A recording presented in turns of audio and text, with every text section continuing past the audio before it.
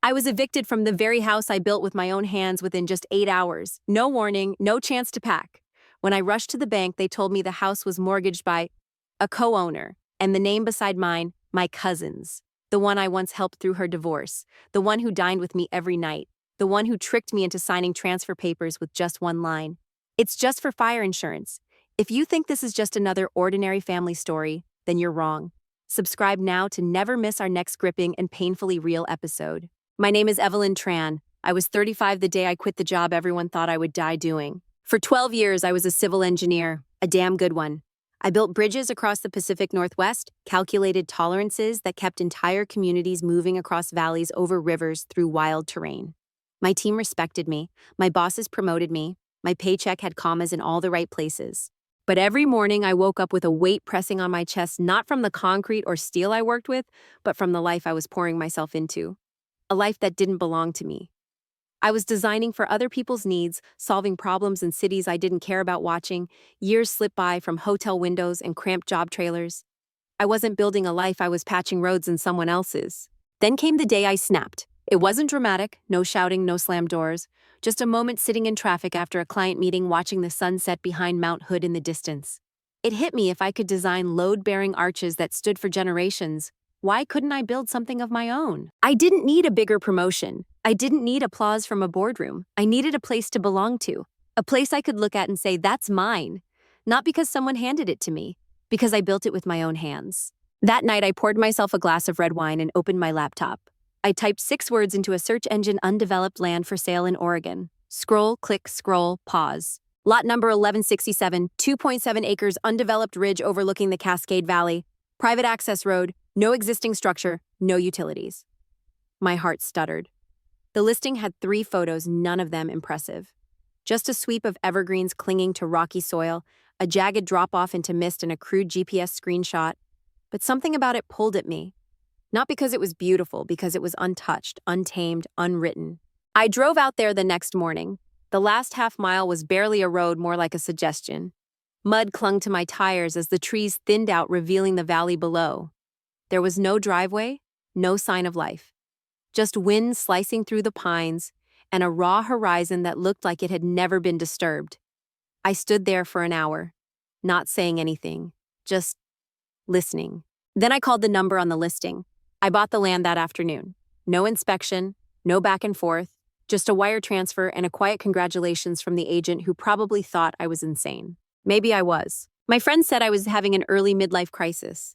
My coworkers called it a burnout retreat. My father told me I was wasting my education. But none of them understood. I wasn't running away from something. I was finally running towards something. I sold my car, moved out of my apartment, canceled every subscription, every delivery, every noise in my life that wasn't essential. I bought a used pickup with a cracked windshield and filled the back with books, architecture manuals, structural theory, case studies on passive design and wood framing. I was going to design my own house. Not just a house, the house, my house. 2 stories of timber and glass and soul perched above the valley, daring the wind to move it. No shortcuts, no prefab, no contractors unless absolutely necessary. I wanted to be part of every nail, every board, every decision. My name wouldn't just be on the deed, it would be etched into the bones of the structure itself. Every morning I woke at 5:30, ate oats, drank coffee black, reviewed design sketches with cold fingers because the cabin I rented nearby didn't have insulation. Then I hiked up to the ridge with a notebook, a compass, and a dream. I spent 6 months doing nothing but studying that land, where the sun rose, how the wind moved in autumn, which rocks stayed wet long after the rain stopped. I walked the perimeter over and over until I could close my eyes and map every tree in my mind. I talked to the forest like it was an old friend asking for permission, and eventually it answered. I still remember the first line I drew in my sketchbook.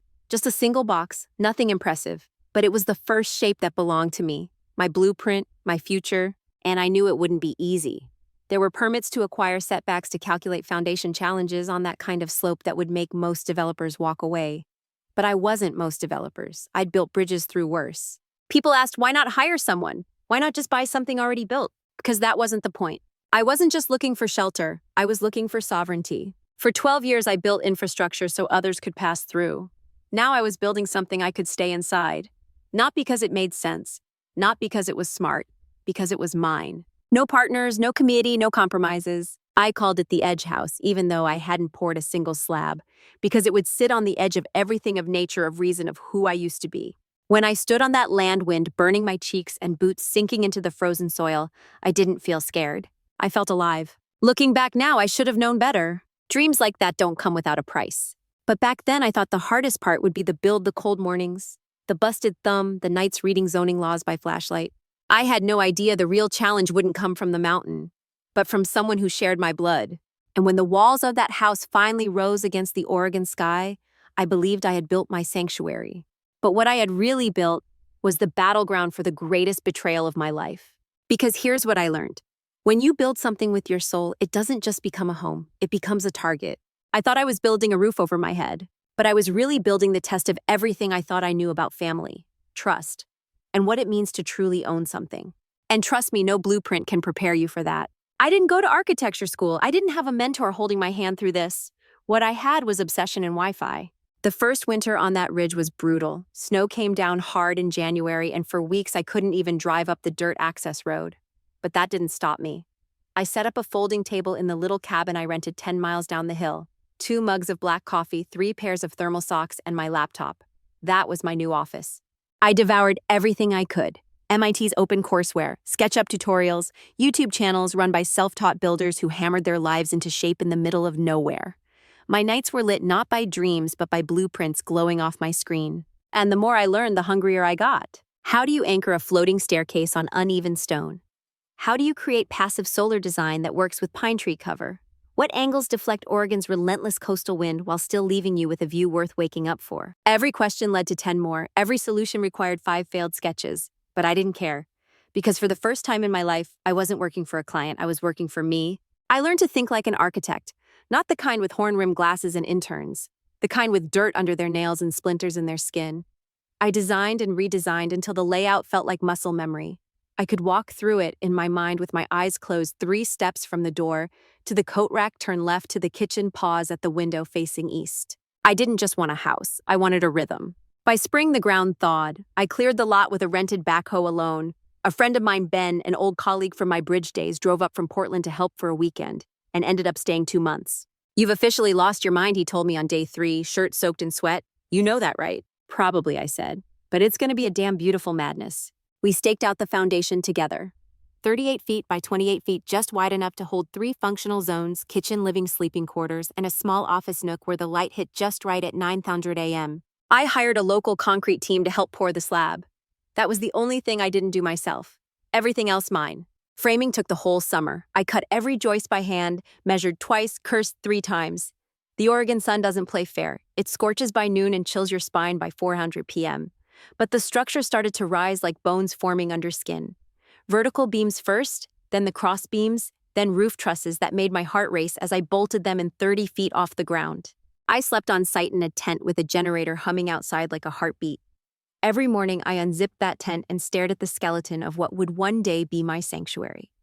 I didn't see exposed lumber and bolts. I saw memories waiting to happen. In the evenings, I climbed a ladder to the 2nd floor, just plywood sheets back then, and sat with a thermos of tea looking out over the valley below. Eagles soared in the dusk. Pine needles whispered secrets I hadn't earned yet. Ben called it the watchtower. I started calling it home. Fall came fast. With it, insulation windows and the first real fight with myself, the roof. I'd never installed one. YouTube said it was doable. Reality said it was hell. I slipped, I bled, I screamed into the cold wind like a lunatic. But by the end of October, the last shingle was nailed down.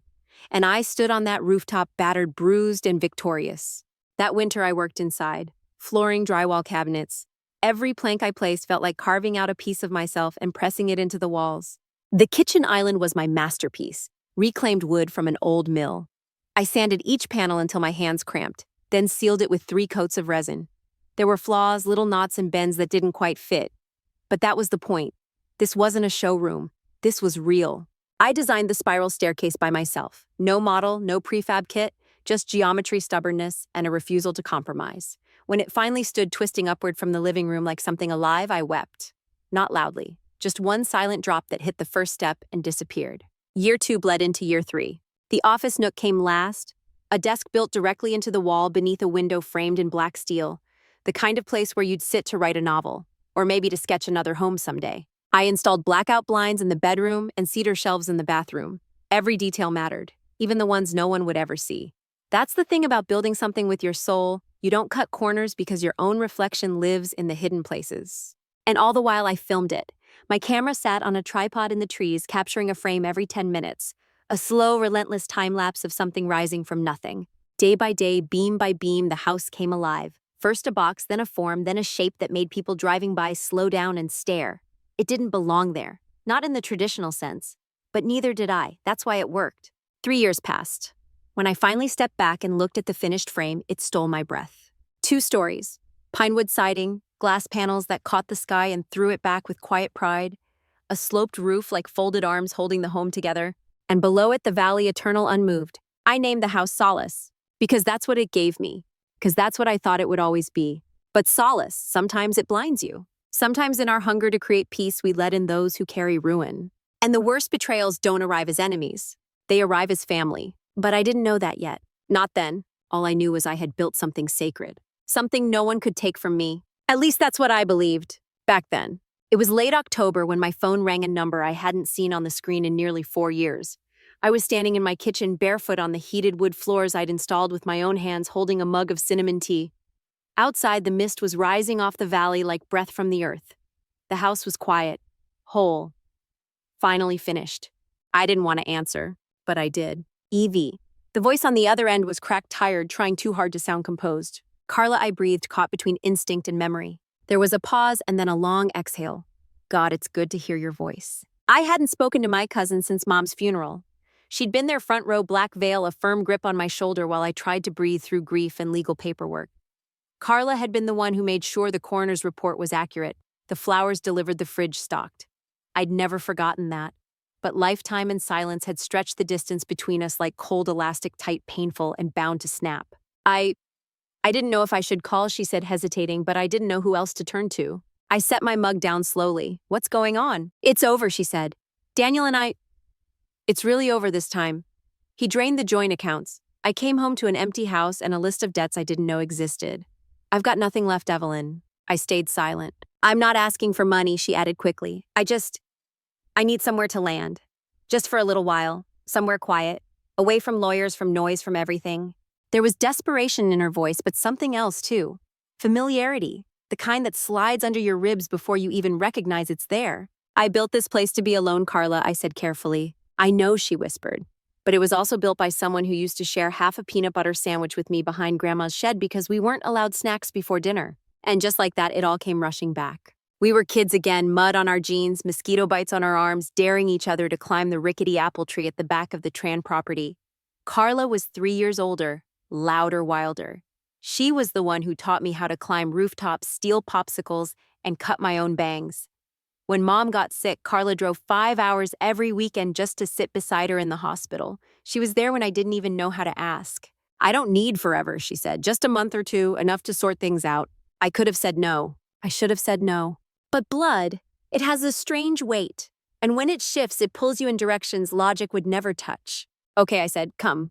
The next afternoon, Carla's beat-up SUV rattled up the gravel road and stopped outside Solace. She stepped out wrapped in a tattered trench coat and exhaustion. Her hair, once meticulously straightened, hung in loose waves. Her boots were stained, her eyes were hollow. But her smile when she saw the house was unmistakably genuine. Holy hell, Evie, she said, spinning slowly on the stone landing. You built this! I nodded. 3 years, every nail, every beam. She reached out and touched the cedar frame like it was sacred. It's magic. I led her inside. Her footsteps echoed slightly on the hardwood. She paused in every room, whispering little sounds of awe.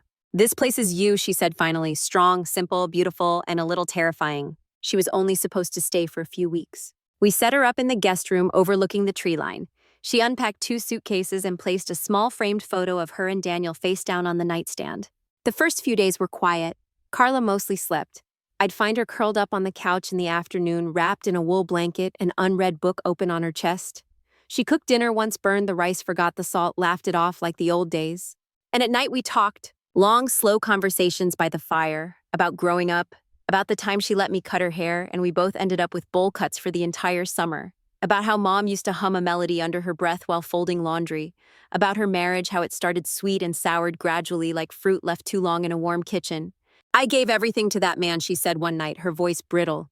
My youth, my credit, my sanity. You'll get back on your feet, I said. She looked at me tired but grateful. I already have. You gave me that. Her gratitude warmed me. So did her presence. The house didn't feel so cavernous with her in it. Her laughter filled the corners I hadn't realized were echoing. For the first time, I wondered if maybe this place didn't have to be only mine. Maybe there was room for something else here, something healing. One afternoon, she made tea and brought out an old photo album I hadn't seen in years. I took this from Aunt Linda's attic, she said, brushing dust from the cover. We flipped through the pages together, sun-bleached summers, matching Halloween costumes, that disastrous road trip in '97 when we got lost in Idaho and had to sleep in the car. You always had that look, she said, tapping one photo of me holding a map upside down. Like you already knew where you were going, even when you didn't. You always had that look like you didn't care where you ended up, I shot back, and we both laughed. The memories felt safe, familiar, anchored in something real. And maybe that's why I didn't see it coming. Because the people who hurt you worst aren't the ones who break down the door. They're the ones you hand the key to. Carla stayed. 1 week turned into 2, then 3, and while she never asked to stay longer, she never made plans to leave either. She folded into the house like she'd always belonged here, leaving her mug on the kitchen counter, her scarf on the stair rail, her scent in the hallway. And I let her, because I trusted her. Because love, when tethered to memory, makes fools of us all. I didn't know that the warmth she offered came with a price. That the softness was just a mask. That somewhere behind her smile, something colder was already settling in. And by the time I saw it clearly, it was already too late. It started small. I didn't notice it at first, not really. One day, the throw blanket I usually kept folded on the arm of the couch was draped over the opposite chair. No big deal. Then the books on the coffee table were rearranged spine side out like some carefully curated Airbnb. The toothbrush caddy in the guest bathroom became a shared one. My linen closet had labels where I never placed them. Her handwriting, neat uppercase letters. At first, I thought maybe she was helping organizing things, creating order. But there was something else. A quiet pattern of possession. It was subtle, like steam rising under a locked door. You don't notice it until the handle is too hot to touch. One morning, I opened the fridge and found her almond milk sitting on the top shelf where I normally kept mine. She had shifted everything: condiments, leftovers, even my daily yogurt cups. I reached for one out of habit, and my hand bumped into her bottle of collagen water. Oops, she said behind me, not a hint of apology in her tone. I did a little rearranging. Your fridge was so engineering. No offense. None taken, I wanted to say, but something coiled in my chest. Still, I said nothing. It was just a fridge. The next day, I came home from the hardware store and my router was blinking red. No signal. Carla was on the deck barefoot, sunning herself with her laptop. Hey, I called through the screen. Wi-Fi down. Oh, I reset it, she said lazily. It was running slow. Okay, what's the new password? She turned toward me, squinting from the sun. Oh, I just set it to something easier to remember.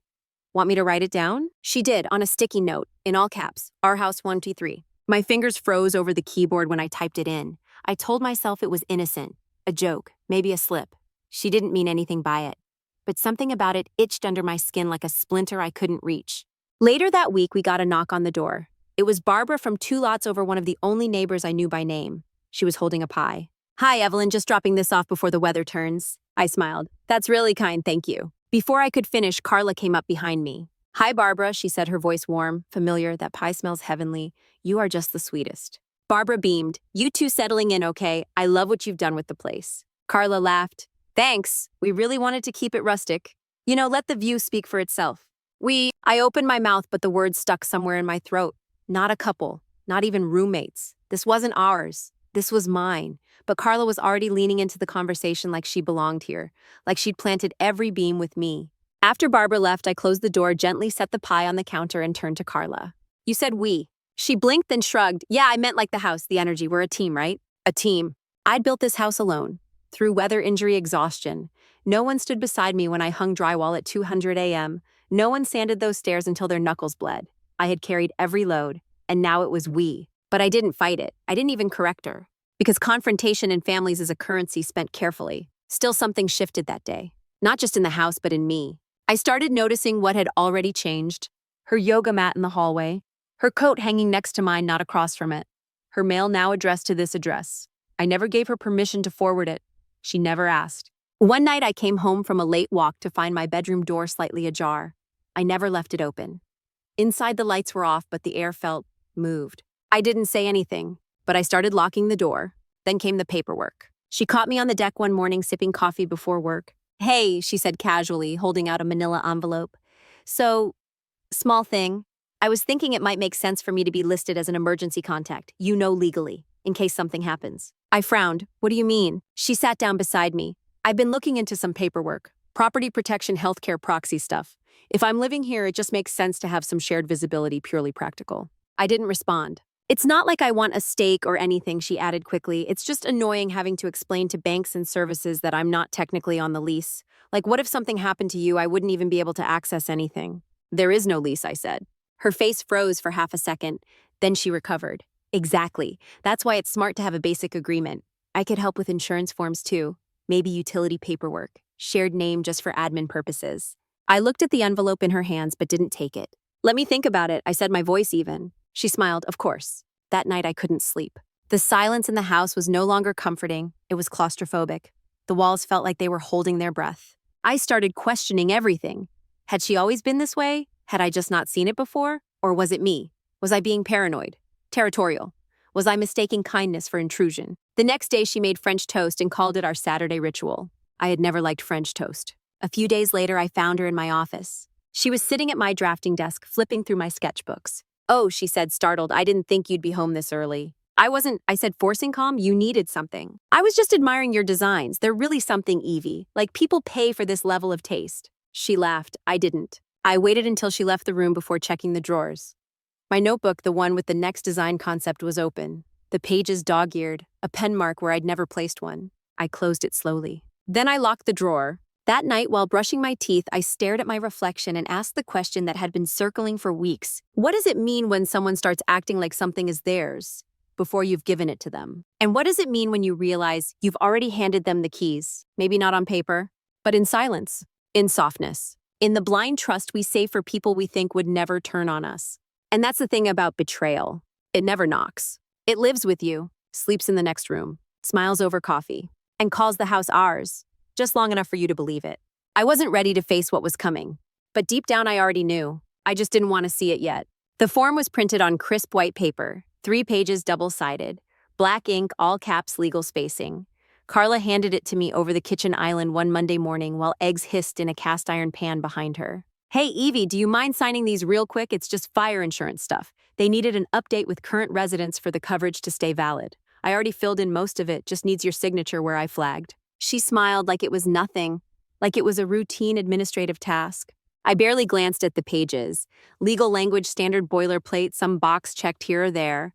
There were orange tabs stuck at the signature lines like tiny little bookmarks of trust. I didn't read it. I signed. Twice. Then a third line further down that required initials. I gave them. Because here's the thing, when someone folds your laundry without asking, makes your tea the way you like it, cries in your arms at 200 a.m., you don't question the papers they put in front of you. You don't interrogate someone who once fed you cold soup in a hospital room while you grieved your mother. You believe them. I signed and handed the pages back. Let me know if they need anything else. She smiled almost too wide. You're the best. And that was it. Or so I thought. That week passed quietly. Too quietly. Carla spent a lot of time in her room on speakerphone. I'd catch fragments of words drifting out when I passed by. Title office. Yes, he'll come up Friday. No, she doesn't know yet. But I told myself I was imagining things, that I was turning every creak into a conspiracy. Friday came. I had just come in from stacking firewood when I heard the tires crunching gravel outside. I wasn't expecting a delivery. No guests, no service calls scheduled.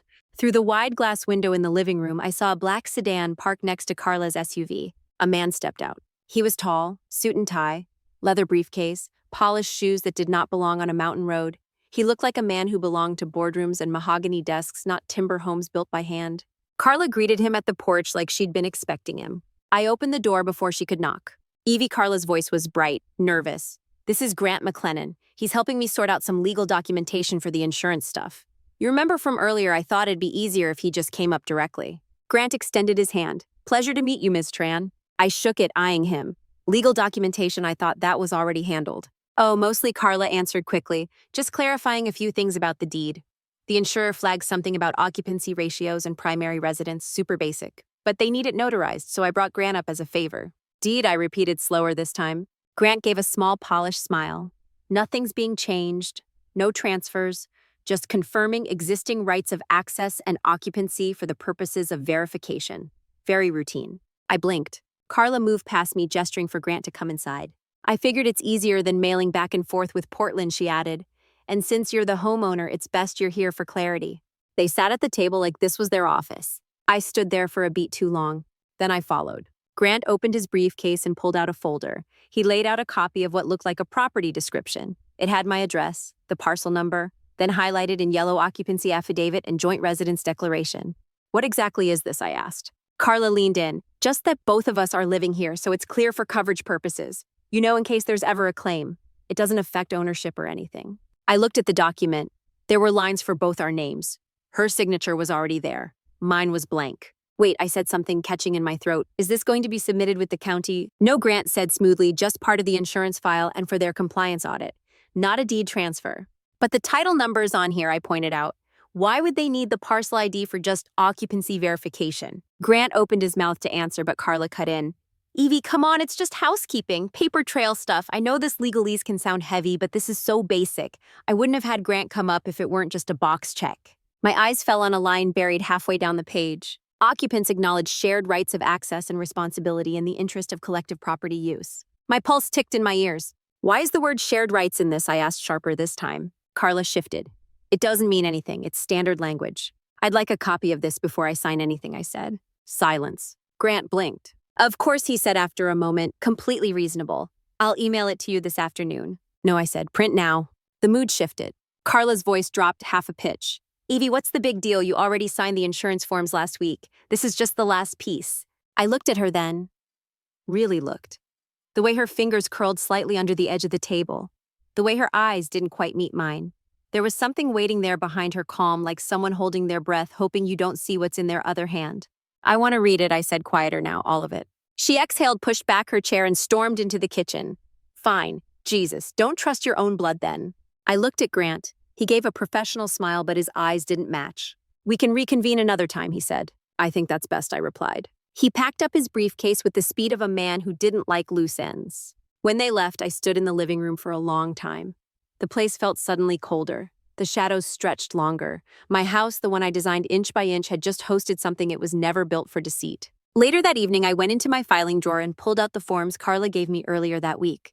The ones I had signed without reading. I read them, every word. They weren't just fire insurance updates. Page 2 had a clause. In acknowledgement of cohabitation, the undersigned agrees to extend provisional rights of survivorship to co-residing party in event of incapacitation or sudden loss. It wasn't a fire policy. It was a disguised joint tenancy application unsigned by me but initiated. I felt sick. The pen I had used might as well have been a scalpel. I had let her in. Now she was carving up the one thing that still belonged entirely to me. And I had no one to blame but myself. The letter came on a Tuesday morning, slipped through the mail slot with quiet precision, just another envelope among bills and junk coupons. It was beige, official-looking, thick, heavier than it should have been. I opened it casually while sipping coffee by the window, still wearing pajamas barefoot on the heated floors I'd once thought I'd die on. I remember the mug in my hand was forest green, chipped at the lip. The moment I read the header, the mug slipped. Notice of default and intent to foreclose. Property ID 314-77609. Tran Carla. At first I didn't understand. The words blurred together like foreign language through sleep fog. My name. A notice. Then Carla's name. What was her name doing on a property letter? My eyes scanned the document again. As per deed of trust filed under registry on October 12th, the aforementioned property is in default under the conditions of the home equity loan issued in the joint names of Evelyn Tran and Carla Morris. I dropped the letter. My hands trembled. I read it again slower this time, like peeling off a bandage in millimeters. Joint names, loan, default, foreclosure. No. I had built that house from dirt and blood and hope.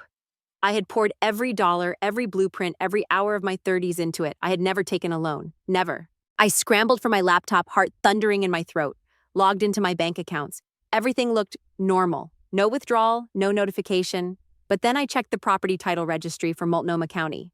There it was. A transfer dated 5 weeks ago, filed electronically. A revised deed naming both Evelyn Tran and Carla Morris as joint owners. I felt like the floor disappeared. I didn't scream. I didn't cry. I stood in the center of my sanctuary and felt the air leave my lungs as if the house itself was pulling it from me. My phone was already in my hand. I called Carla. No answer. I called again.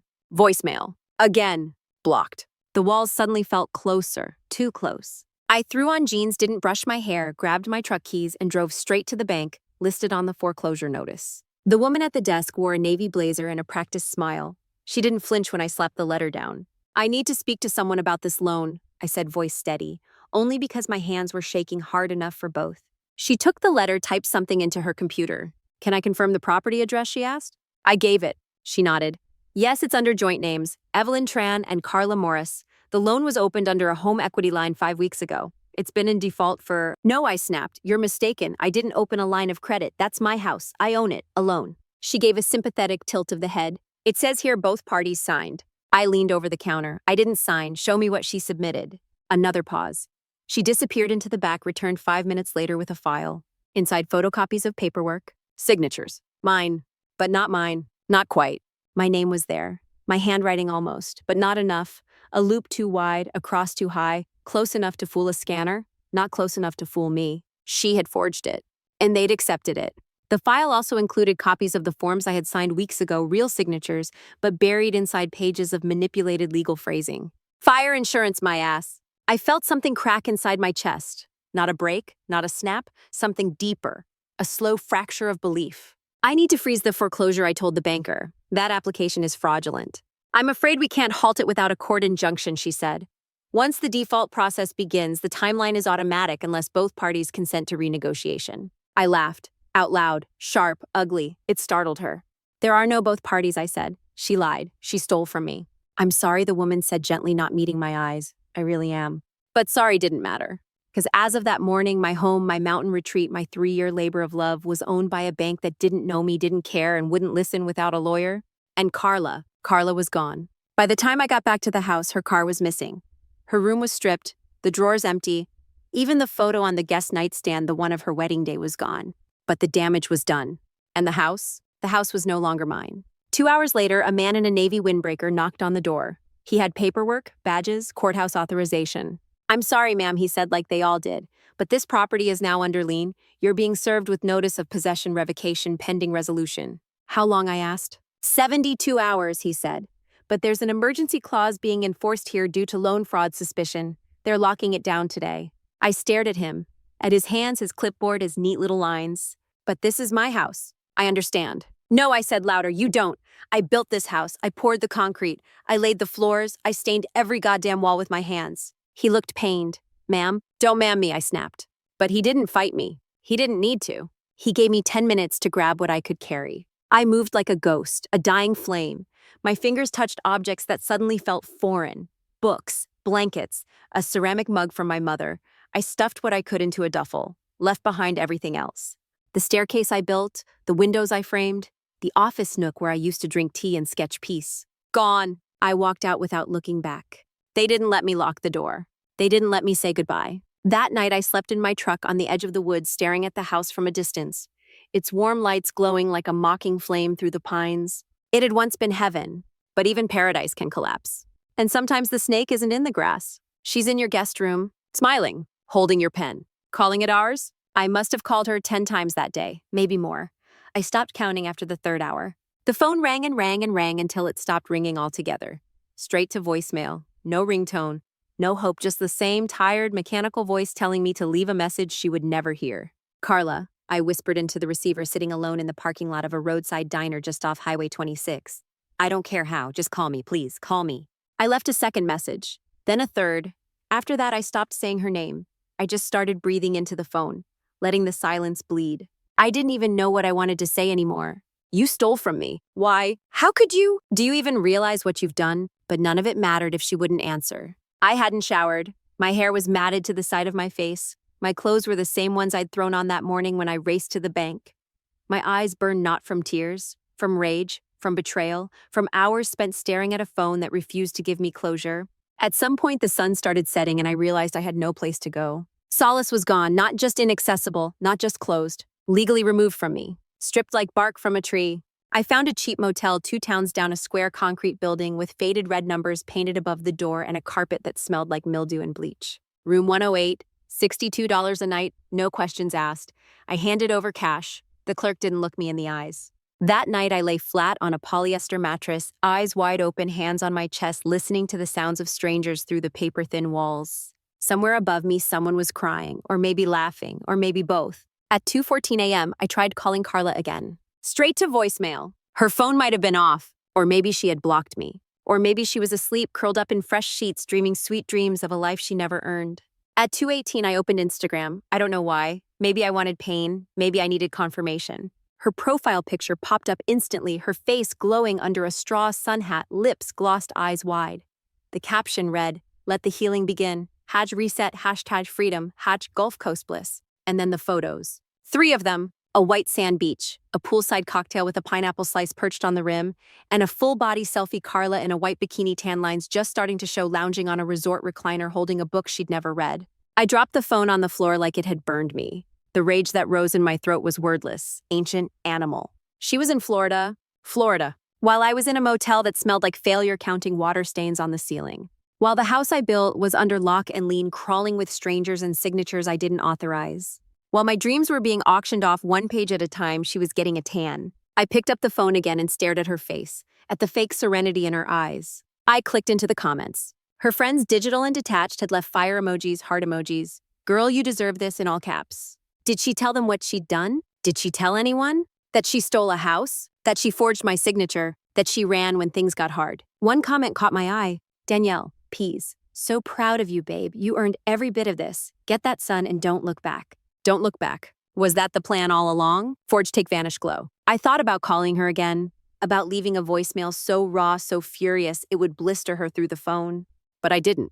She didn't deserve my voice. I shut my phone off and stared at the ceiling again, but this time the water stain above me looked like a question mark. And all I could think was this: how do you grieve something that isn't dead? How do you fight someone who disappears into vacation? I fell asleep with my boots still on. At 5:42 a.m., I woke to the sound of a garbage truck groaning just outside my window. The sunrise was gray, my throat was dry, my dreams were full of glass breaking. I stumbled into the motel bathroom and stared at my reflection. I looked like someone else, or maybe someone I used to be. Hair unwashed, eyes hollow, a smudge of dirt under one cheekbone like I'd fallen into something and forgotten to climb out. I turned on the faucet and let the water run cold. Splashed my face once, twice, stared harder. I could still see her face in my mind. Carla, my cousin, my almost sister, my once savior, sipping cocktails on some beach deck while I was clawing for breath under the weight of her betrayal. She had taken my house, but I refused to let her take my name. That day I got in my truck and drove. Not home, there was no home. I drove to Portland, to Danielle Pease, the girl who had commented on Carla's photo. I remembered Danielle from one of Carla's birthdays. A loud laugh, high heels on wet gravel, and a purse full of expired credit cards. She always overshared, and she always knew too much. I didn't call ahead. I parked outside her apartment and waited. She came out around 11:00 a.m., earbuds and latte in hand, dressed like she was still chasing 25. "Danielle," I said as I stepped in front of her. She froze. Recognition clicked, then caution. "Evelyn," she said slowly. "Wow, hey, I need to know where Carla is," I said. Danielle looked down at her phone. I don't really... "She stole my house," I said flatly. "She forged legal documents and vanished. Now she's posting beach photos while I sleep on stained sheets in a motel off the highway." Danielle opened her mouth, closed it, swallowed hard. "She's staying in Key West," she finally said, voice low. "At some place called the Blue Orchid. Spa retreat thing. Said she needed to clear her mind. Said you were spiraling and kicked her out." Of course she did. Of course she rewrote the story before I could speak it. I nodded once. "Thanks. Is she really?" Danielle stopped herself. Never mind. She didn't need the answer. I was already walking back to my truck. Back to the silence. Back to the cold. But something had shifted in me. I had been left behind, discarded like some footnote in Carla's next chapter. But I wasn't done. If she wouldn't return my calls, then I'd stop waiting and start hunting. I didn't get justice by crying in motel bathtubs or screaming into the dark. If the last 3 days had taught me anything, it was that silence is a weapon, and if I didn't start making noise, they would bury me under their paperwork and pretend I never existed. So I opened my laptop, not for distractions, not to scroll, not to numb, but to trace the rot. First, I searched the mortgage number listed on the default letter. It led me to a loan processing company in Miami called Vallis Financial Group. No proper website, no list of board members, just a single landing page with a smiling couple under a "Your Dream Our Loan" banner and a generic contact form that looked like it hadn't been updated since 2013. I dug deeper. No license number registered under the Oregon Division of Financial Regulation. I checked the Florida State Department, nothing.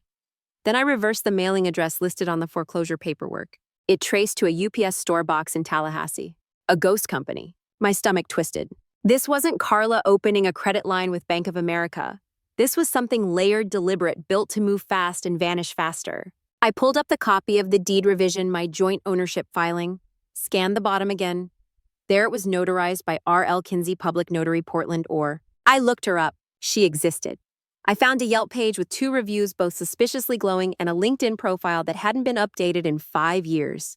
Her photo looked like it had been taken in a mall portrait studio. I called the number listed. Disconnected. Next, Grant McLennan, the lawyer Carla brought to my house. I still had his business card. I ran the name through the Oregon State Bar Directory. Nothing. Not even a revoked license. He didn't exist. I typed slower this time. Grant McLennan Mortgage Fraud, Oregon. One article, 8 years ago. A man using that alias had been investigated in Washington state for facilitating false notarizations on commercial property documents. The case was dropped for lack of prosecutorial cooperation. The last known address, a rented office suite in Beaverton that had been vacated 4 years prior. I sat back in the motel chair and stared at my screen. This wasn't about Carla anymore. She was the bait, the willing face, the family member I wouldn't question. She'd been given a script, a fake lawyer, and a phone number. All she had to do was walk me to the dotted line and they'd do the rest. She wasn't the one who filed those papers at midnight through an online title registry in Multnomah County. She wasn't the one who hired a fake notary to stamp forged forms. She didn't even know how to navigate mortgage instruments or blind LLCs. But someone did, and they'd done it before. I wasn't going to file a civil suit against Carla. That would take months, years. And even if I won, the house would be gone. They'd launder it through shell companies and burn the paper trail. I wouldn't even have ashes to bury. I didn't want revenge. I wanted exposure. So I made a list. 1. R.L. Kinsey, notary, likely fake license. Find her. 2. Vallis Financial, track who's cashing the payments. 3. County title clerk, get copy of full audit trail of the deed submission. 4. Grant McLennan, find the real identity. 5. Carla, not the target but the thread. I started making calls, first to the Oregon Secretary of State office requesting verification for the notary number attached to Kinsey. They couldn't find it. Not in any registry. I asked for escalated review. Then to a reporter I remembered from a previous highway project scandal I'd been caught adjacent to Mark Lanning, investigative columnist for the Portland Tribune. I had testified as an expert once. He owed me a call. Mark picked up after 2 rings. Evelyn Tran, wow, haven't heard that name in a while. I need help, I said, skipping pleasantries.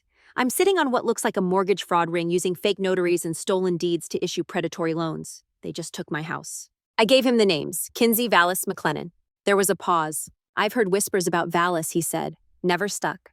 The money moves offshore fast. But if you've got paper, I'm listening. I've got paper, I said, and a reason. He agreed to meet the next day. It was a strange thing finding purpose through pain. But for the first time since I was kicked out of my own house, I felt anchored. Carla thought I'd disappear, that I'd crawl into myself and stay silent. She thought I'd treat it like heartbreak, grieve and move on.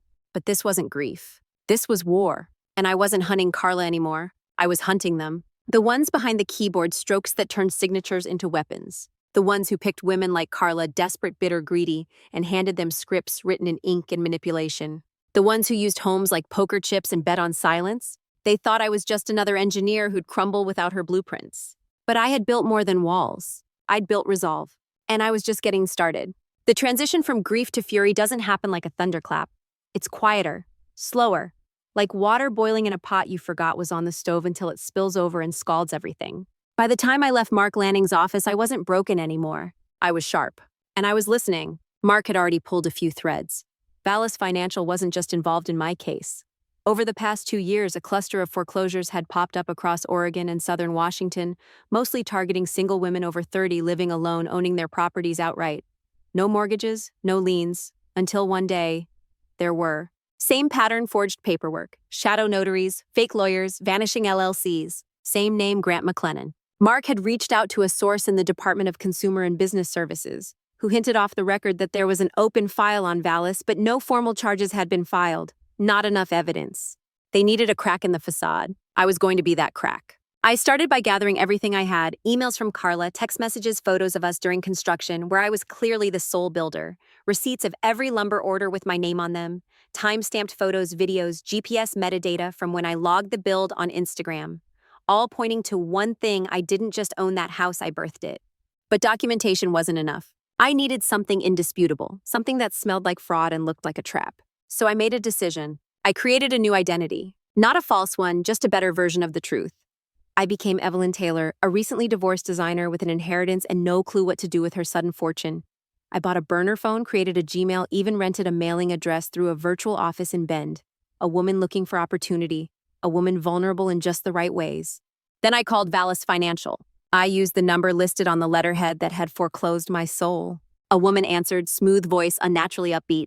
Vallis Financial, how may I assist you? I pitched the story. My inheritance, my new start, my interest in buying land but not wanting to go through traditional banking, so much red tape, you know. She lapped it up. We specialize in creative lending solutions, she said. No income verification needed, just a willing asset. My stomach turned. Would I need a lawyer for that, I asked. Oh, we have a legal consultant. We work with Mr. Grant McLennan. He'll walk you through everything. Very experienced. Of course. They offered to set a consultation. I chose in person. I'll be in Portland next week, I said. Could we meet then? Of course, we have a satellite office. He can meet you there. I hung up and stared at the wall. It wasn't just my name on their clipboard. They were doing this to others, probably dozens, maybe hundreds. The difference? I wasn't here to be processed. I was here to flip the table. I called Mark. I'm going in, I told him. I want you wired in. He arranged for a hidden microphone. I practiced my role until it felt like a second skin. Naive, wide-eyed Evelyn Taylor, the perfect Mark. The voice I hadn't used since I was 23 and still believed everyone meant well. The meeting was set for Friday morning. An office suite downtown, shared space, of course, untraceable. That whole week I barely slept. But I kept digging. In the dead of night, I combed through archived footage from my construction project because I remembered something. A neighbor down the hill had installed a Ring security camera facing the road just as we were framing the second floor. I reached out to him. Steve Miller, retired mechanic, bit of a loner, but always kind to me. He still had the footage, and there it was. One clear frame from the day Carla walked out of the notary office with papers in hand. I was on site, covered in sawdust, nowhere near any legal transaction. I asked Steve to send me the video, full quality, time-stamped, evidence. I emailed a copy to Mark. This helps, he said. It's just the beginning, I replied. Because the most damning pieces weren't old, they were still unfolding. I started recording every phone call with Vallis. The receptionist, the broker who reached out to discuss my options, the man claiming to be Grant McLennan, his voice smooth, too polished. I asked questions. He had rehearsed answers. Never specifics. Always don't worry about that or we handle all that for you. I told him I had a friend in law school who wanted to read over the documents before I signed. He bristled. Oh, we typically don't involve outside counsel, he said. It just complicates the timeline. Bingo. He offered to send me pre-drafted forms to get things started. I gave him a P.O. box address. The envelope arrived 2 days later. Inside signature lines, asset transfer fields, and a limited power of attorney clause buried on page 6. It was a carbon copy of the documents I'd signed weeks ago. Only now I saw it clearly. The trap. The phrasing designed to confuse, the stacked language, the cascading permissions. I scanned every page, highlighted every lie. Then I called Mark again. We go in tomorrow, I said. You'll get everything you need. I didn't sleep that night either. But not because I was afraid. Because I was furious. They'd taken from me what I could never rebuild: time. Trust. The myth that I was safe from people like them.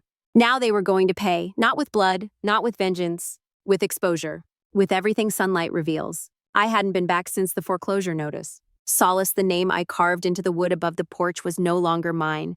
But something inside me refused to call it by any other name. Not yet. Not while the mountain still remembered my footsteps. It was nearly dusk when I parked 2 ridges away, tucked behind a line of cedar trees. The wind was bitter sharper than I remembered. Maybe that was in my head. Or maybe this place too had turned colder without me. The gravel path was familiar underfoot, but the windows were dark, no lights, no movement. Until I saw the back door ajar, and the edge of a suitcase in the hallway. She was back. Carla. No announcement, no message, just returned like a ghost sneaking in to steal one last thing before the house was finally gone. I crouched behind this edge of the woodshed and pulled the mic from my jacket. A button-sized recorder, voice-activated, clipped to the lining of my vest. My heart was a fist beating against my ribs. I stood slowly, walked with steady steps toward the porch. Each board creaked under my weight like it remembered me, like it was asking where I'd been. I pushed the door open. She turned startled, frozen in the middle of folding my blanket from the couch. For 1 second, her face dropped. Panic, guilt. But she caught herself, smiled. Evelyn, she said like nothing had happened. Wow. I didn't expect to see you. Clearly, I said. She motioned to the half-packed boxes around her. Just grabbing my things, before everything gets finalized. I stepped inside. The air smelled like old pine wood and lavender, my scent not hers. But it had gone stale. How thoughtful of you, I said quietly. She watched me closely, calculating. You shouldn't be here, she added, tone turning cool. Legally, I mean. You're right, I said, but I wanted to talk. That surprised her, her eyes narrowed. Talk. I've been thinking about this whole thing. Maybe it doesn't have to get ugly. The words tasted like rust, but I said them anyway. Carla tilted her head, suspicious. You're not going to the cops. I smiled tight rehearsed. Would that fix anything? She exhaled. Okay, so what then? I moved past her toward the living room toward the fireplace I built by hand. I sat in the chair she once called too stiff. I want to understand, that's all. Maybe even find a way to end it clean, quietly. She hovered by the kitchen island, fingers curling around the edge of the counter. I let the silence stretch. Let her wonder what I knew. Let her fill the space with her own version of the truth. I didn't plan this, she finally said. It wasn't supposed to get this far. My eyes didn't blink. She kept going. They approached me after the divorce. I was underwater, Evelyn. You have no idea what kind of debt I was carrying. The lawyer McLennan, he said there was a way to turn unused equity into liquidity. You were gone all the time. Busy building. You never even checked the title documents. I said nothing. She stepped closer now in motion, animated, relieved even to speak. It was supposed to be temporary, a restructure. They said we could revert it all within 6 months, but then the market dipped, and they wanted more. They used the house as leverage for another client's loan, said it was collateral. That's when I panicked. My fingers curled into the armrest. She noticed. You're not recording this, are you? She asked suddenly. I shook my head. Why would I? She smirked. Anyway, she continued, they used a shell company in Florida, Vallis. I never even saw their real office. It's all virtual. That's how they move so fast. There's a guy named Nolan who handles the papers. They call him the cleaner. Nolan, new name. My pulse surged. And McLennan, I asked, what's his role now? She laughed. He's not even a real lawyer. He's an actor. Like literally. Used to do theater in Sacramento. They pay him $5,000 a month just to show up and smile. A pause. Then softly, like she was trying to salvage a shred of humanity. I thought it'd be okay. That you'd forgive me. You always forgave me. I looked at her now not as my cousin. Not as the girl who held my hand the night my mom died, but as someone else. A stranger in my house wearing my past like a borrowed coat. And you still think that I asked? Her face twitched. But she didn't answer. I stood, walked to the mantel, ran my fingers across the wood grain. You said you never meant to hurt me, I said, but you signed your name where mine should have been. You watched me bleed and you never brought a bandage. You built your escape route through my trust. Her voice was barely a whisper now. I didn't think you'd lose everything. I didn't, I said, and turned toward her. I'm just getting started. Her eyes flicked to the door. For the first time, she looked afraid. I let her sit in it, let the silence return. Then I walked out. The recorder in my vest had captured every word, and the wind outside howled like it knew justice was finally on its way. The recorder's final click felt like the drop of a guillotine. Within an hour, I was back in Mark Lanning's office. No filters, no edits. I handed over the flash drive. He played it on his laptop. Carla's voice filled the room, nervous, rambling, raw. Every syllable a confession, every pause an admission. Names, mechanisms, even the man behind the curtain, Nolan the cleaner. Mark's eyes didn't leave the screen. This, he said, is blood in the water. I didn't smile. Not yet. I'd come too far for early victories. Mark asked for everything, emails, contracts, my recordings with Grant, the scanned documents. We sat there until midnight, building a dossier thick enough to make a prosecutor salivate. By morning, he'd already sent it to his contact at the Oregon Division of Financial Regulation and CC'd a state-level fraud unit. He was that kind of journalist, one who didn't just write headlines. He dropped hammers. 2 days later, the system stirred. Subpoenas went out. And the man calling himself Grant McLennan was officially under investigation. Not arrested, not yet, but named. And in legal terms, that's a crack in the dam. He made one mistake. He used the same alias for years, relying on people to be too ashamed, too broke, or too afraid to speak. But I wasn't any of those things. The moment his name hit state records, more victims emerged. One woman from Eugene had lost her mother's house to the same scam down to the notary. A single father in Medford was fighting a foreclosure based on a forged deed with McLennan's signature as the witness. A retired teacher in Bend recognized Nolan as the man who took her paperwork and told her to trust the process. It wasn't a case anymore. It was a pattern, and the agencies responded accordingly. The Oregon Department of Justice opened a formal fraud investigation. The Multnomah County DA began combing through property transfers tied to shell companies like Vallis Financial, Oxbow Holdings, and Trinity Core Capital. All used similar tactics: family proxies, fake debt, rushed signatures, fraudulent notaries.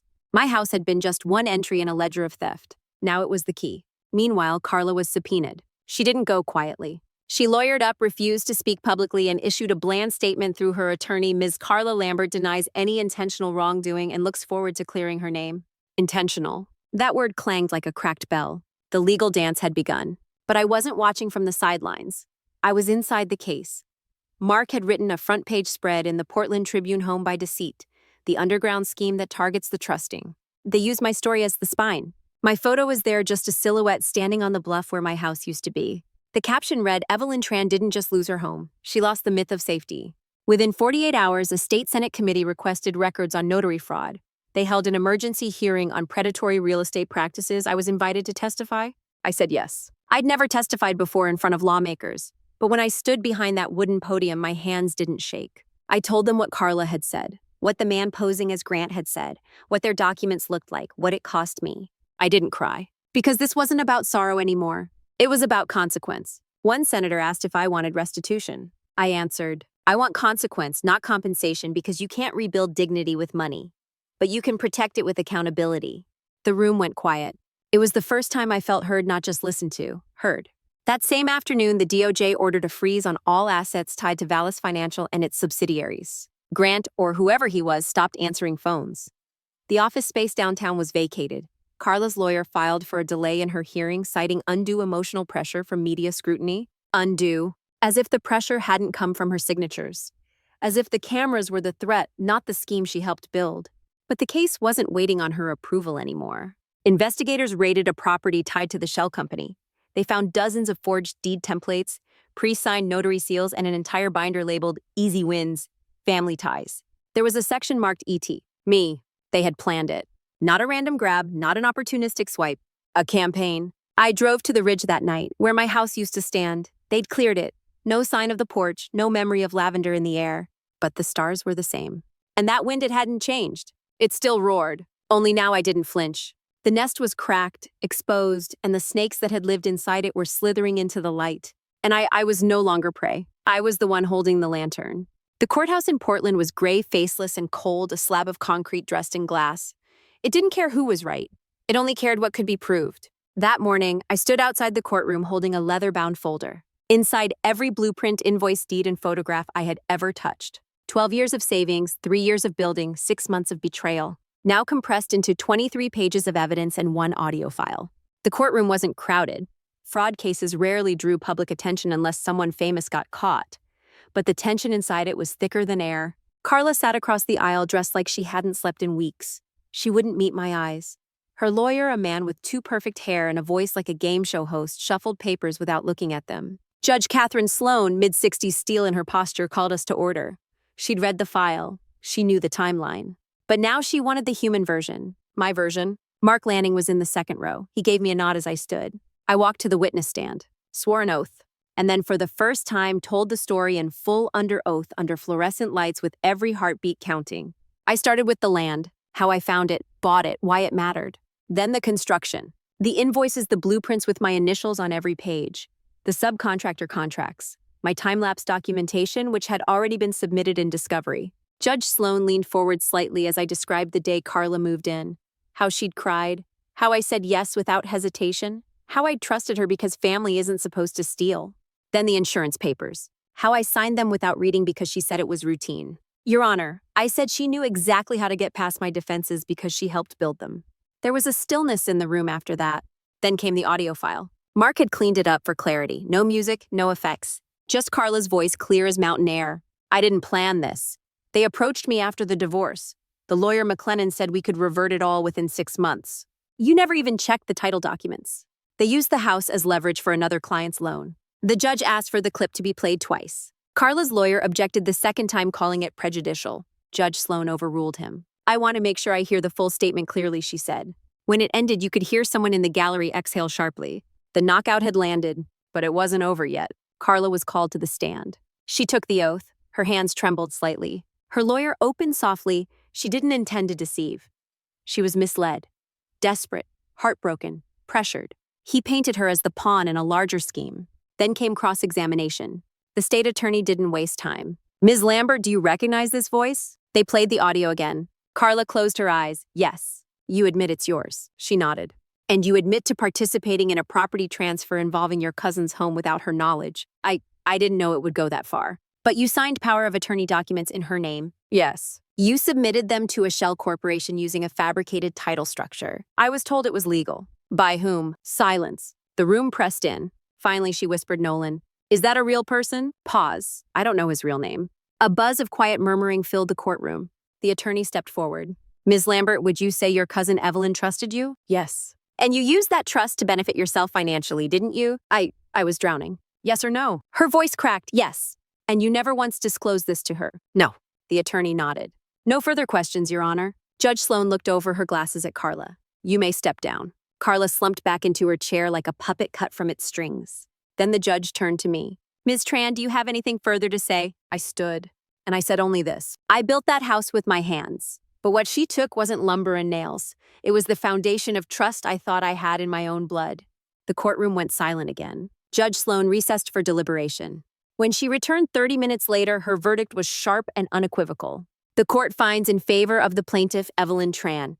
All transfers of ownership were fraudulent and the original deed shall be restored. My knees went weak. But I didn't sit. She continued. This court further recommends criminal referral to the district attorney's office concerning Ms. Lambert's role in the fraudulent conveyance. I looked at Carla. She wasn't crying. Just blank, like she'd finally run out of stories to tell. But I wasn't finished crying, not yet, because justice doesn't erase betrayal. It just draws a line behind it. And finally lets you walk forward. Justice doesn't always arrive with fanfare. Sometimes it shows up quietly through a stack of paperwork, an unsealed indictment, or a knock on the wrong person's door. It took 2 weeks after the verdict. 2 weeks where I waited in limbo, officially vindicated but still hollow inside. My name was cleared, but my house remained locked behind legal tape. The land that held my memories now belonged to the banks who'd never set foot on it. Then one morning I got a call from Mark Lanning. They're moving, he said. I didn't ask who, I knew. That afternoon, the Multnomah County District Attorney's Office held a press conference. I watched it alone, sitting in the same chair where I once drafted floor plans. Today, the DA began, we have filed formal charges against 4 individuals tied to an interstate real estate fraud ring. The charges include wire fraud, falsifying public records, fraudulent conveyance, and conspiracy to commit larceny. He listed their names one by one. Carla Lambert, for conspiracy wire fraud and knowingly signing false documentation under penalty of perjury. Grant McLennan, or rather Thomas Adley, his real name, for impersonation of legal counsel fraud and operating without a license across state lines. Susan Hightower, a registered notary in Nevada, who had signed dozens of witness deeds while never stepping foot in Oregon. And Nolan Price, the orchestrator, the cleaner. He wasn't just real, he had a record, mortgage fraud, multiple aliases, and a reputation that spanned 3 states. They called him a shadow broker. He called himself an opportunity engineer. Now he was just a number in a booking system. All 4 were arraigned by the end of the week. I was asked if I wanted to deliver a victim impact statement. I said yes, not for them, for me. The courtroom for their criminal trial was larger than the civil one. Press had shown up.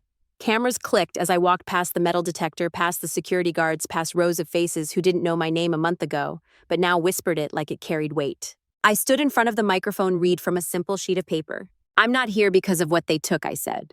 I'm here because of what they tried to bury the idea that people like me don't fight back. Their lawyers looked away. But Carla didn't. She stared straight at me. And I didn't blink. The judge ruled that the case would proceed to full prosecution.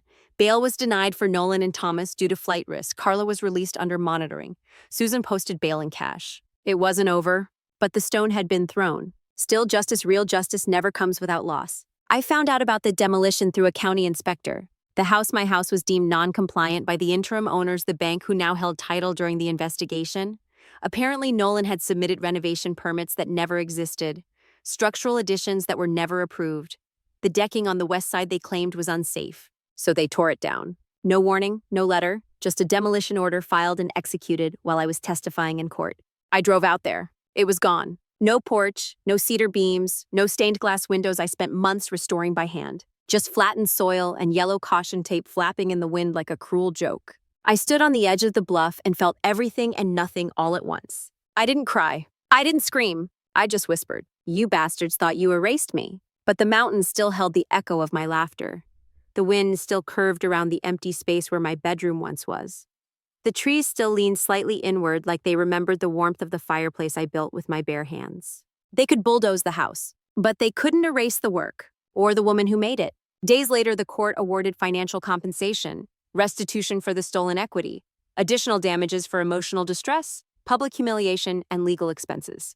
It was more than I expected, enough to start over even somewhere new. But money wasn't the victory. The victory was this: when the DA gave his closing remarks, he said my name on record, not as a victim, as the reason the case existed. He said, if not for Evelyn Tran's courage, this network would still be operating in silence. For the first time in a long time, I felt seen.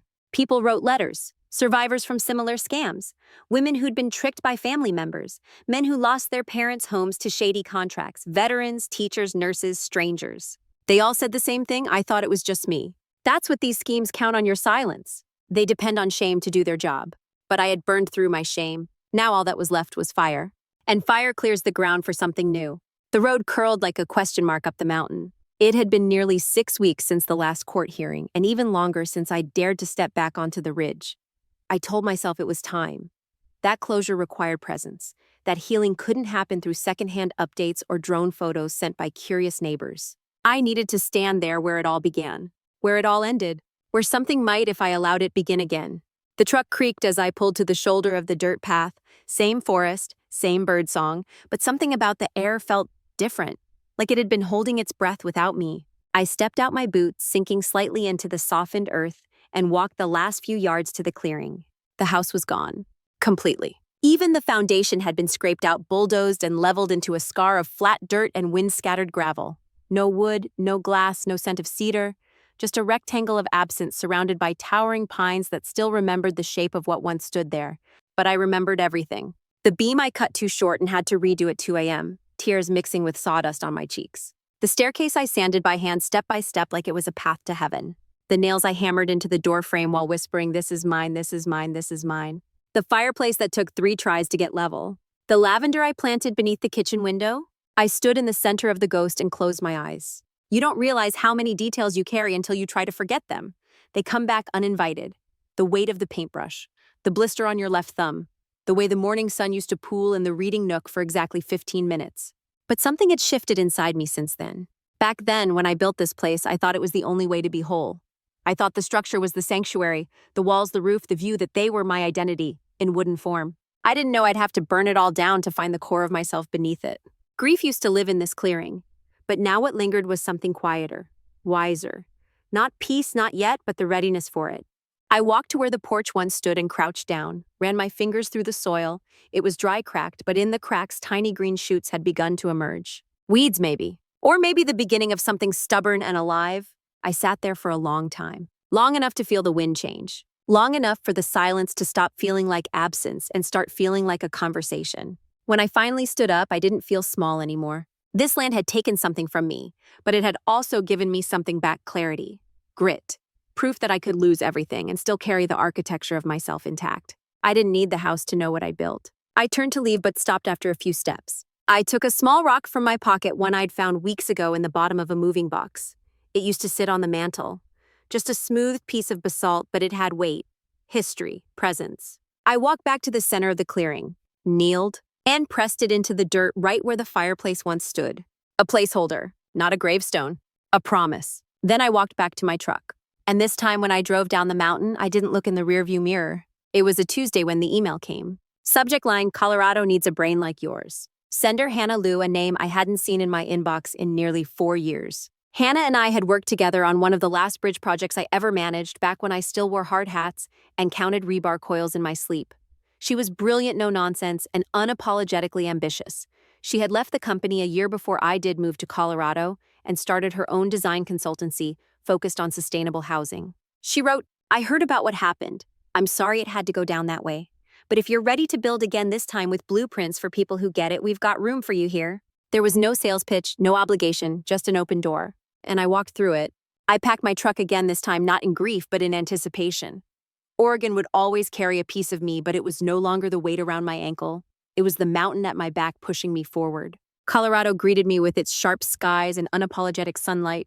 The air tasted different, like altitude and second chances. Hannah picked me up from the small regional airport in a weather-worn SUV that smelled faintly of coffee and cedarwood. "You look stronger," she'd said, glancing sideways as she drove. "Tired, but not broken." "I'm both," I said, "and neither." She nodded. "Perfect. That's the kind of designer we need." The consultancy was modest, 2 floors above a bakery in Boulder, but the energy was electric. Young architects, environmental scientists, and former engineers worked side by side at open desks drafting sustainable designs for mountain homes, fire-resistant cabins, and modular shelters for displaced families. They didn't care about my resume, they cared about my scars. And they listened. One afternoon, 2 weeks in, I was sketching on the balcony, turning over the idea of what a home even meant anymore when someone knocked softly on the railing behind me. Evelyn Tran. I turned. He was taller than I remembered, softer around the edges, but still carried that spark behind his eyes, the kind that made you feel like he saw you before you even spoke. Caleb Monroe, he said, half grinning. We sat through 4 semesters of structural theory together at Cal Poly. You once threw a pen at me during finals week because I wouldn't shut up. I regret nothing, I replied deadpan. He laughed and it felt like warmth in my ribs. Caleb had apparently been working with Hannah's team for 6 months, focusing on seismic reinforcement techniques for hillside structures. He was brilliant low-key and full of self-deprecating humor. The kind of person who made you feel safe even when talking about fault lines and collapses. He invited me to coffee, then to a hike. Then one night we found ourselves walking home together after a project pitch, neither of us wanting to say goodnight. You're different than I remember, he said, hands in his jacket pockets. Better or worse? Wiser, sharper, but also like someone who's already walked through the fire. I have, I said without flinching. He didn't ask for details. He didn't have to. The next morning I opened a fresh sketch pad. Not for work, not for clients. For me. I drew the outline of a new house simpler than the last, but stronger in its intention. A single slope roof to catch snowfall. Reinforced windows to hold back the wind. A library nook with no sharp corners. A garden that faced sunrise, not sunset. But more than that, I drew space. Empty space, room to grow, room to feel. This time the walls wouldn't be armor, they'd be invitation. I showed the draft to Caleb over lunch. He smiled. You're not building just a house, Evelyn. No, I said. This time I'm building from the inside out. The envelope was cream-colored with a handwriting I hadn't seen in years, elegant, slanted, and deliberate. No return address, just my name and a Colorado zip code. It had been forwarded from the old Oregon P.O. box I'd forgotten to cancel. I almost didn't open it. I almost threw it away. But something about the weight of the envelope, the fact that someone had taken the time to fold real paper to buy a stamp to write by hand made me pause. Inside was a single page. No date, no greeting. Just this. There are no excuses left in me, only regrets. My chest tightened. It was from Aunt Lucinda, Carla's mother. A woman who for most of my childhood was like a second parent. She taught me how to sew a straight line, how to repot orchids, how to tell when someone was lying by the way they blinked too often. We hadn't spoken since the trial, not once. The letter continued. I watched everything unfold with my hand over my mouth and my heart breaking in silence. Not just for what Carla did, but for what it revealed. That in our family, silence has always been the easier path, and I chose it too long. I could hear her voice in every sentence. I told myself I raised her better. But I think I only raised her quieter. She learned how to hide things, not how to face them. And I didn't see it until she hurt you. My fingers trembled. I sat down on the windowsill, sunlight washing over my knees, and read the next line 3 times. You built a home with your hands and she dismantled it with lies. But in the rubble, you taught this family something I never could, that trust once broken demands repair. Not from the courts, from the soul. It wasn't a defense. It wasn't even a plea. It was a confession dressed in grace. I can't undo what she did. I can't make you trust again. But I can tell you this, your courage reached further than you know. You gave us all a mirror we couldn't look away from. And finally, you may have lost a house, but you reclaimed something far greater. You reminded us that family is not a birthright. It's a responsibility. No signature. Just that. I stared at the paper for a long time. I thought about all the times I'd hoped someone from the family would reach out, not with explanations, but with acknowledgement. Not to make me feel better, but to share the weight of the shame they helped create. This wasn't absolution, but it was something close to it. I folded the letter and slid it back into the envelope, then placed it gently in the top drawer of my desk. Not as a keepsake, as a marker. That some things once burned can't be rebuilt the same way, but they can leave behind something useful. Ash can feed the soil. I didn't write back. Not right away, but a week later I found myself buying a postcard. It had a sketch of the Rockies on the front and a simple message on the back. Forgiveness doesn't mean forgetting. It means choosing not to carry the blade. I didn't sign it, just addressed it, and dropped it in the mail. Family, I'd learned, isn't just made of blood. It's made of choices. Of who shows up when it's hard. Of who speaks when silence is easier. And of who owns their part in the wreckage even if they didn't swing the hammer. That day, I looked around the room, my new space, my new life, the bare walls waiting for new memories, and I didn't feel hollow. I felt held, not by the people who hurt me, but by the ones who chose finally to see. Somewhere in the 3rd month of Colorado spring, the sketch became real. It started as lines, thin, cautious, measured. A frame in pencil, a tentative return to structure. But as the snow thawed and the first stubborn green broke through the forest floor, my confidence followed suit. I wasn't just drawing a house. I was drawing me the version that survived. The version that could plant roots again, not out of desperation or blind hope, but out of conviction. I spent evenings on the back porch of my temporary rental papers, spread out pine needles caught between my notebooks, warm tea within reach. I redrew old angles, reinvented others. This house would be different. It wouldn't be taller or fancier, but it would be truer. The front porch would be wide and low, facing the east to catch morning light. The fireplace would be double-sided, this time open to both the kitchen and the living space, so that heat and conversation could move freely. There would be no secret corners, no hidden doors. Transparency would be baked into the very frame. The third bedroom, a studio. For drafting, for dreaming, for remembering. Because some memories deserve walls too. That's where I pinned the last blueprint of the old house rescued from a backup drive, printed and framed in quiet reverence. Not as a monument to tragedy, but as a lesson carved in lumber. Students from the nearby university had started reaching out after the DA's office published my victim impact statement.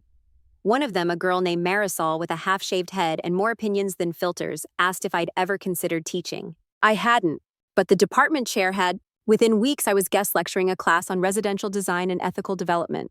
I told them everything, not just the mechanics of a good floor plan, but the cost of forgetting who you are when you draw it. Every line you sketch, I told them, is either an invitation or a boundary. Don't confuse the two. They didn't look away when I talked about betrayal. They didn't flinch when I showed them the before and after photos. They took notes. Some cried. After one class, a boy waited until everyone left and asked quietly, "Did it ever stop hurting?" "No," I said, "but it stopped owning me." In between lectures and design meetings, I visited the construction site. The crew, mostly women, worked fast but carefully. I watched as the foundation was poured, the walls lifted, the beams slotted into place with a certainty I remembered from my own hands years ago. The scent of pine mixed with sawdust hit me like a memory laced with adrenaline. And peace. I didn't micromanage. I let go of that part. This time I wasn't building to prove anything. I was building because I could. One afternoon, as the roof was being sealed and the interior walls prepped for insulation, I stepped inside the nearly completed structure. It still echoed, still raw and unpainted. But I could already feel how sound would move through this space, how laughter would bounce, how rain would drum gently on the skylights above the staircase. It wasn't just a house. It was an exhale in wood and stone. And in the center of the third room, the studio, I hung the framed blueprint on the wall. Below it, a small brass plaque. Built twice, survived always. I don't know who I'll be in 5 years. Maybe I'll still live here. Maybe I'll hand the keys to someone else and begin again somewhere new. But I know this, I am no longer afraid of beginnings.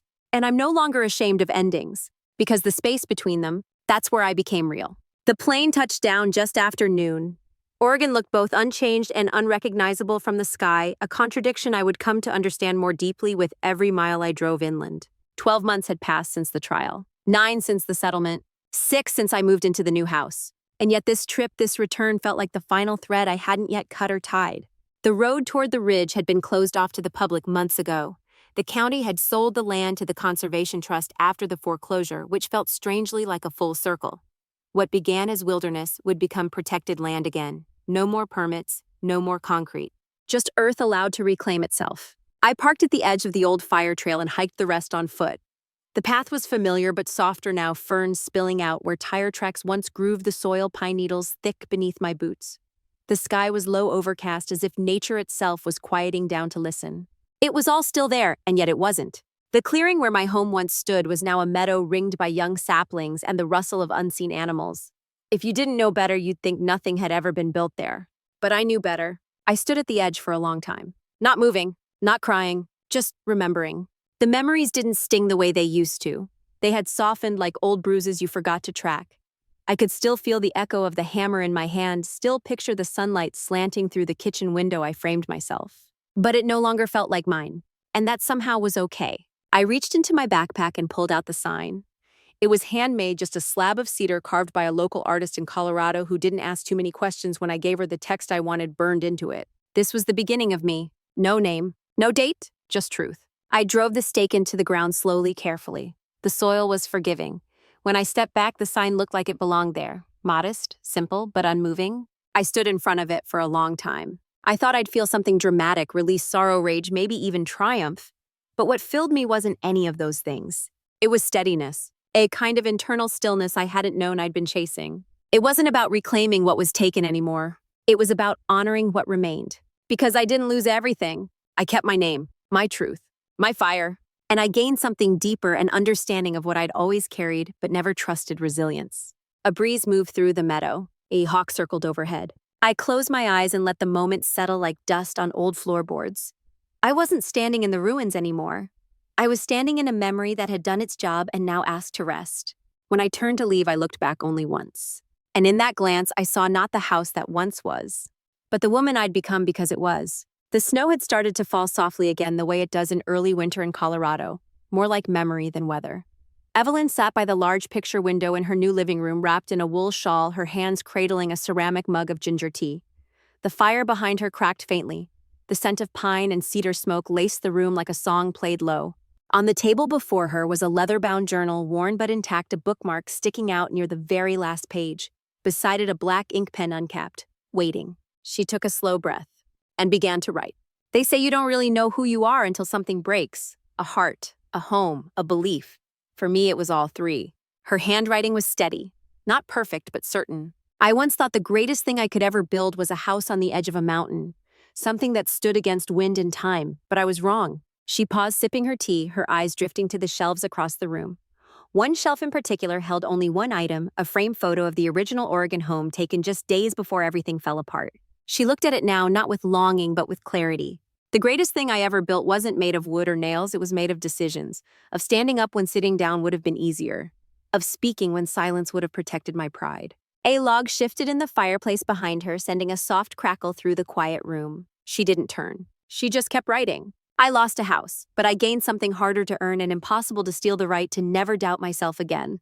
The ink slowed as she reached the final line. She wrote it slowly, as though it had waited its whole life to meet the page. I lost a home, but I reclaimed my whole life. She closed the journal, gently running her fingers along the worn edges, as if sealing the chapter not with glue or fire, but with grace. Outside, snow blanketed the porch rails, softening the world into something quieter, kinder. She stood and crossed the room, placing the journal onto a low shelf next to a small wooden box, one that contained the last remains of her Oregon house, a key scorched and useless, a scrap of wood from the porch, a pebble from the path she built with her own hands. She didn't visit that box often, but she didn't hide it either. As she turned toward the window again, a soft voice played in her head, not a memory, but a truth she'd forged through months of pain and healing. Some losses come to wake us up. Some betrayals exist only to reveal who was never meant to walk beside us in the first place. She whispered it aloud, slowly, deliberately. And no one eye can steal the strength that rises from within. The kettle whistled from the kitchen. She didn't rush. She let it whistle. Let it sing into the quiet, into the stillness of a life rebuilt not for anyone else's comfort, but for her own truth.